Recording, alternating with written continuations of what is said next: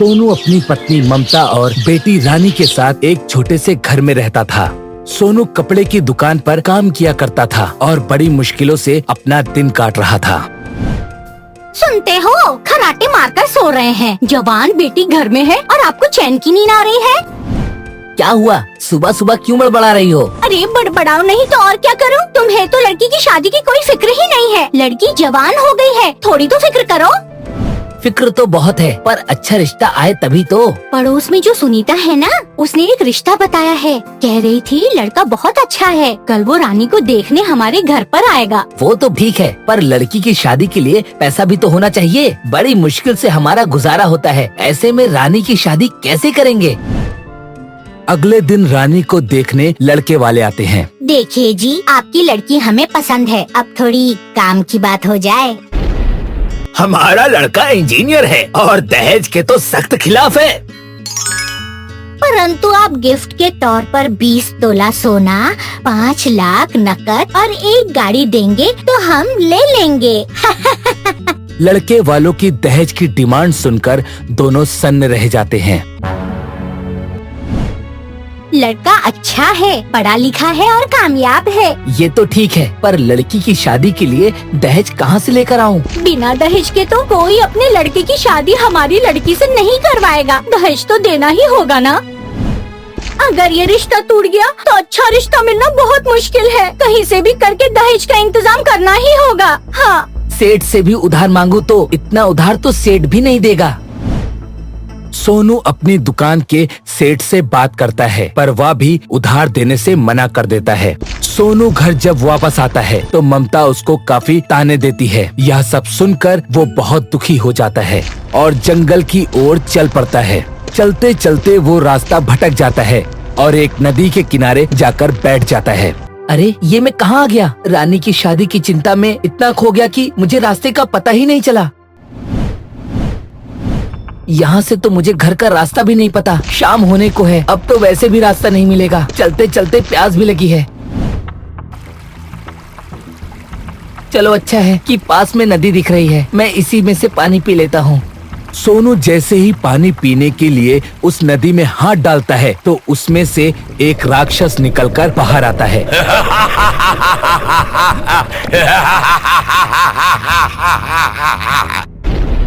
और जिसे देखकर सोनू डर जाता है। मानो तुम इस नदी का पानी नहीं पी सकते। इस नदी पर मेरा कब्जा है। मेरी इजाजत के बिना यहाँ कोई पानी नहीं पी सकता। मुझे बहुत तेज प्यास लगी है, मुझे थोड़ा सा पानी दे दो। पानी पीकर तू क्या करेगा? तुझे तो मैं खा जाऊंगा, क्योंकि मैं बहुत दिनों से भूखा हूँ। भगवान के लिए मुझे छोड़ दो। इतने दिनों बाद एक मनुष्य मिला है, उसे भी भगवान के लिए छोड़ दूं? नहीं नहीं, आज तो मैं तुझे खा जाऊंगा और अपनी भूख मिटाऊंगा। राक्षस की बात सुनकर सोनू रोने लग जाता है। उसको रोता हुआ देखकर राक्षस उससे पूछता है, कहते हैं मरने वाले की आखिरी इच्छा पूरी करनी चाहिए। बताओ तुम्हारी आखिरी इच्छा क्या है? मेरी जो आखिरी इच्छा है वो आप पूरी नहीं कर सकते। मैं तुम्हारी इच्छा जरूर पूरी करूंगा। बताओ क्या बात है? मैं एक गरीब आदमी हूँ और मेरी एक बेटी है जिसकी शादी करनी है। रिश्ता पक्का हो सकता है, पर उसके ससुराल वालों ने दहेज मांगा है। अगर मैंने दहेज नहीं दिया तो रिश्ता नहीं हो सकता। मेरे पास उसकी शादी कराने के लिए पैसे नहीं है। तो तू क्या चाहता है? मैं उसकी शादी करना चाहता हूँ। क्या तुम मुझे दहेज के लिए पैसे दे सकते हो? शादी के दूसरे दिन ही मैं यहाँ वापस आ जाऊंगा, फिर तुम मुझे शौक से खा लेना। सोनू की बात सुनकर राक्षस का दिल पिघल जाता है। ठीक है, ये लो पैसे और जाओ अपनी बेटी की शादी धूमधाम से करो। मगर याद रहे, शादी के दूसरे दिन मेरा भोजन बनने के लिए तुम यहाँ वापस आ जाना, वरना मैं तुम्हारे घर पर आकर तुम्हारे पूरे खानदान को खा जाऊंगा। मैं आपको वचन देता हूँ, बेटी की शादी करके दूसरे दिन ही मैं यहाँ वापस आ जाऊंगा। ठीक है। शैतान के दिए हुए पैसों से सोनू अपनी बेटी की शादी करके विदा कर देता है। फिर दूसरे दिन अपना वचन निभाने सोनू नदी की ओर जाने की तैयारी कर रहा है। अरे कल ही तो बेटी विदा हुई और तुम कहाँ घूमने चले गए? हाँ, तुम अपना ध्यान रखना ममता, मेरे जाने का वक्त आ गया है। ऐसे कहाँ जा रहे हैं जो मुझे ध्यान रखने के लिए कह रहे हो? हाँ, ये मैं तुम्हें नहीं बता सकता। वैसे भी तुम सारी बातें कहाँ बताते हो, अभी भी नहीं बताओगे तो क्या फर्क पड़ता है। रुको, मैं रोटी बांध देती हूँ, दोपहर को खा लेना। हाँ, ठीक है। ममता सोनू को 2 रोटी बांधकर देती है। सोनू उन रोटियों को लेकर उसी जंगल में पहुंच जाता है, पर मौत के मुंह में जाने से पहले रोटी खाने का उसका बिल्कुल भी मन नहीं करता। इसीलिए वो जंगल में एक पेड़ के नीचे बैठ जाता है। अब मैं अपनी जिम्मेदारियों से मुक्त हो चुका हूँ। बेटी अपने घर में खुश रहेगी और ममता अपना जीवन खुशी से व्यतीत कर लेगी। अब तो मुझे राक्षस खा भी जाए तो मुझे कोई गम नहीं। तभी उसकी नजर एक गिलहरी पर पड़ती है जो बहुत ही भूखी होती है। उसकी भूख को समझकर सोनू गिलहरी को दोनों रोटी खिला देता है। रोटी खाकर गिलहरी वहाँ से चली जाती है। उसको संतुष्ट देखकर सोनू को बहुत खुशी होती है। मुझे खुशी है कि मरने से पहले कम से कम मैंने एक नेक काम तो किया, किसी भूखे को पेट भर खाना तो खिलाया। चलो, राक्षस मेरा इंतजार करता होगा, मुझे वहाँ पहुँचना होगा, नहीं तो ममता की जिंदगी भी खतरे में पड़ सकती है। सोनू राक्षस से मिलने के लिए उस नदी की ओर चल पड़ता है और वहाँ पर जाकर राक्षस को आवाज लगाता है। राक्षस जी, अरे ओ राक्षस जी, आप कहाँ पर हैं?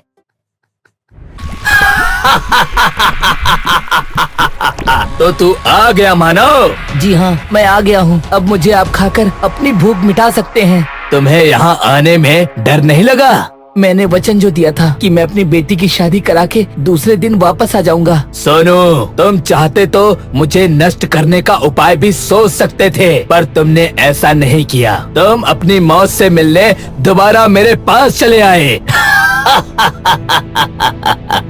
मेरी बेटी की शादी करने के लिए मैंने आपसे कुछ सांसें और थोड़ा सा धन लिया था और बदले में मैंने आपके पास आने का वचन भी दिया था, इसीलिए मैं वापस आ गया। तुम तो बहुत ईमानदार निकले। अच्छा चलो, मेरी एक पहेली का उत्तर दो। जाते जाते भी तुम मेरी परीक्षा लेना चाहते हो? हाँ, ठीक है, पूछो। वो कौन सी चीज है जिसमें सब कुछ लिखा हुआ होता है पर उसे कोई भी पढ़ नहीं सकता? थोड़ा सोचकर सोनू उत्तर देता है। इसका उत्तर है किस्मत। किस्मत में सब कुछ लिखा हुआ होता है मगर उसे कोई पढ़ नहीं सकता। वाह, बहुत ही सुंदर जवाब दिया तुमने। तुम ईमानदार के साथ साथ ज्ञानी भी हो। वो सब तो ठीक है, मगर कुछ ही पल में मेरा ज्ञान और ईमानदारी आपका निवाला बन जाएंगी। तुम चाहो तो अपनी जान बचा सकते हो।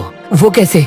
अपनी जान बचाने के लिए तुम्हें मेरी जय जयकार पुकारनी होगी। बोलो, शैतान जिंदाबाद। ये नहीं हो सकता। जितनी ईमानदारी के साथ मैं तुम्हारे पास मरने चला आया, उतनी ही ईमानदारी के साथ मैं अपने भगवान की पूजा करता हूँ। सोनू का जवाब सुनकर राक्षस देवता में परिवर्तित हो जाता है। प्रभु, आप कौन हैं? मैं इस जंगल का देवता हूँ और मैं तुम्हारी परीक्षा ले रहा था। तुम ईमानदार होने के साथ साथ एक सच्चे भक्त और परोपकारी भी हो। तुमने मेरी पहेली का उत्तर भी दे दिया और एक भूखी गिलहरी को खाना भी खिलाया। तुम सच में एक नेक दिल इंसान हो। मैं तुम्हें जीवन दान देता हूँ और तुम्हें आशीर्वाद भी देता हूँ कि तुम धन धान पूर्ण रहोगे और परोपकार करते हुए अपना जीवन व्यतीत करोगे। तुम्हें सभी लोग अच्छे इंसान की तरह पहचानेंगे। तथास्तु। फिर सोनू अपने घर की ओर चल पड़ता है। वो अपने घर पहुंचता है तो वहाँ एक आलीशान बंगला होता है। यह देखकर वो खुश हो जाता है।